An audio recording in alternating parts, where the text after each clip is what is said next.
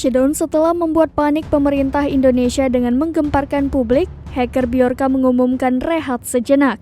Hal itu disampaikan hacker Bjorka pada akun Telegram private-nya pada Senin 12 September 2022 usai akun Twitter miliknya ditangguhkan.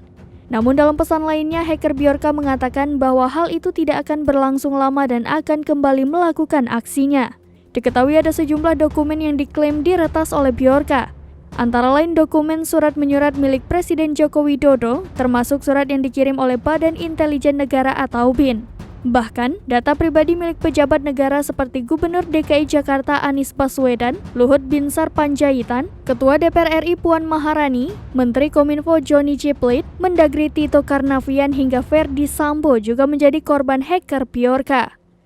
Menteri Koordinator Bidang Politik Hukum dan Keamanan atau Menko Polhukam Mahfud MD mengatakan kebocoran sejumlah data pejabat negara yang dilakukan oleh akun Twitter Bjorka bukan merupakan data rahasia.